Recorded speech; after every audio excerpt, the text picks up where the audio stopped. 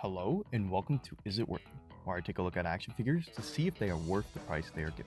And today we're going to be taking a look at SHF Bakugo. Starting off with his articulation, he's one of those SHF where they have a lot of engineering but ends up kind of mostly being just over engineering, where there's a lot of joints where, yeah, they have a lot of articulation, but is that equaling to posability? Considering that there's other types of Bakugos out there, this one I would say is probably the most solid to sticking together, but that isn't to say that he never falls apart.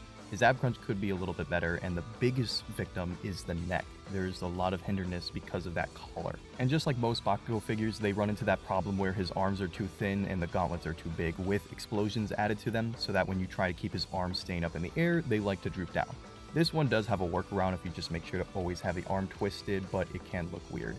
I just don't like the way that the rest of it, again, seems to be a very common issue with Bakugo figures falling to pieces. Next, let's look at the other offerings he comes with. Starting off, we get 3 extra mass swappable faceplates, along with 1 neutral hair and face, along with 2 extra explosions and some extra swappable hands that he comes with.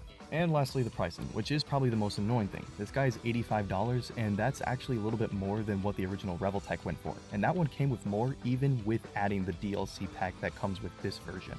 Really, the only problem with the Revoltech version is just the QC of having parts that fall off a lot. But if it didn't have that, this figure really wouldn't have anything else against it, besides just the costume being a better design that most people like.